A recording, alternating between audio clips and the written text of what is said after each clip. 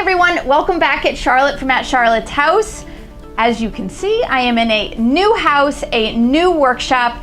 I am really excited to get back to my videos, back to work, and today I'm going to share with you an adorable butterfly terrarium that I made recently at the Philadelphia Home Show. Couldn't be easier. It is so cute. Stay tuned.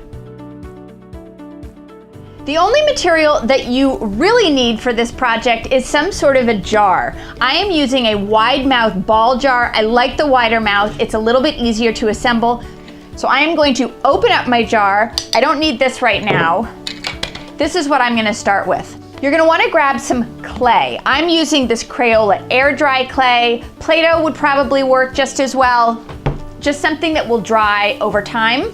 You're going to start by pressing your ball of clay into the center of the lid, and you want to press it down just a little bit.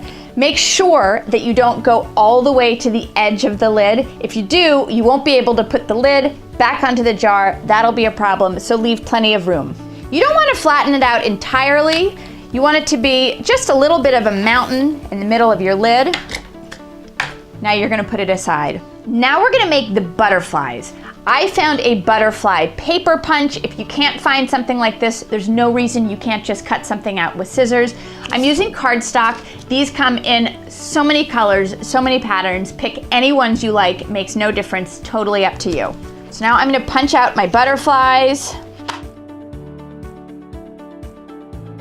I like to hold the puncher face up so that it's easier for me to figure out where it is on the paper. I feel like that way I don't waste as much. Once you've punched out all your butterflies, plug in your hot glue gun. We're going to assemble them. I found this fabric wrapped floral wire at Joann. I love it. Obviously it's way too long, so grab some wire cutters and I'm going to trim this down to size. The only thing you want to consider is how high your jar is. Obviously you don't want to cut your wire longer than your jar or else it won't fit. I'm trying to cut my wire to varying lengths, but I can obviously trim them later. So I'm going to start with these. I'm going to put a small bead of hot glue into the middle of one butterfly. Place my floral wire there, and then immediately I'm going to pinch another butterfly right on top of it. So I'm going to make a couple more of these, and then I'll show you the next step.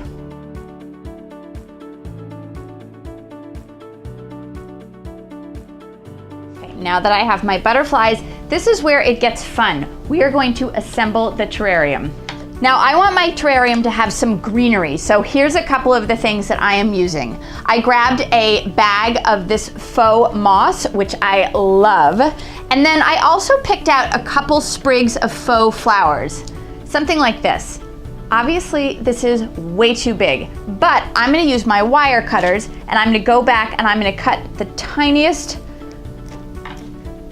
little pieces from my faux flower. I also found some amazing succulents. Again, they're way too big, but if I go in with my wire cutters, I can also cut these succulents down to size. Perfect.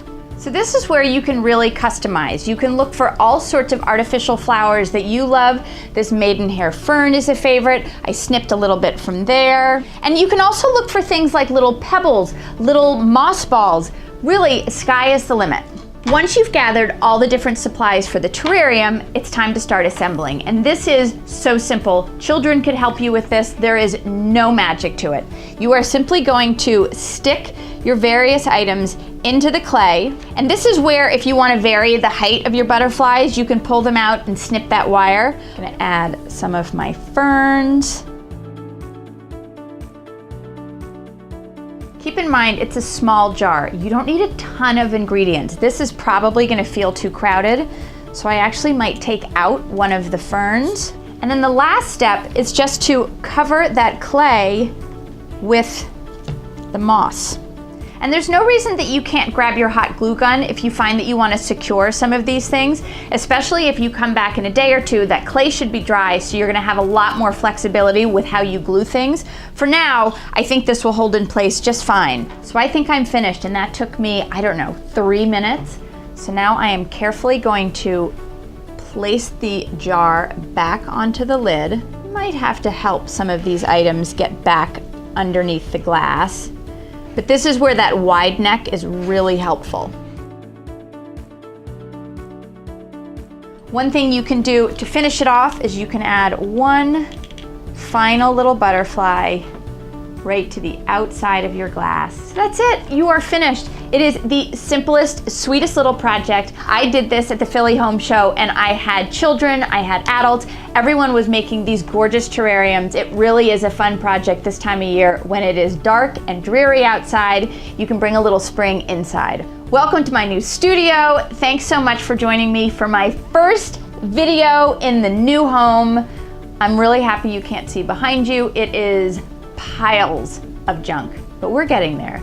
Don't forget to subscribe to my YouTube channel and have a great day, everyone.